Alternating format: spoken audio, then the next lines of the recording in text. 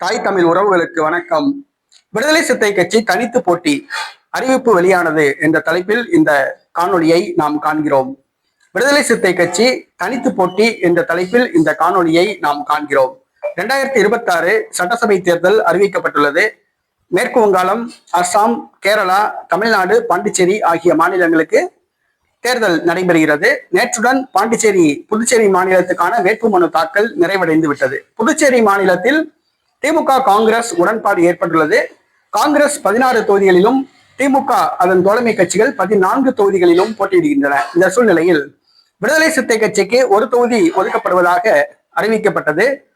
இது விடுதலை சிறுத்தை கட்சிக்கு அதிருப்தியை கொடுத்துள்ளது.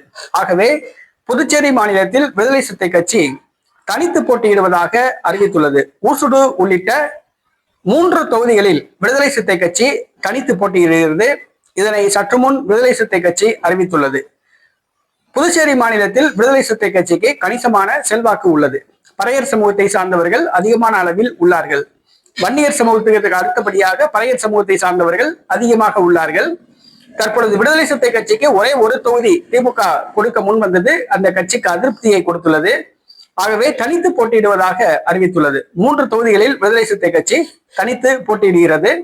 விடுதலை சிறுத்தை கட்சி தனித்து களம் காண்கிறது. வெற்றி பெறுகிறதா என்பதை பொறுத்திருந்து பார்ப்போம்.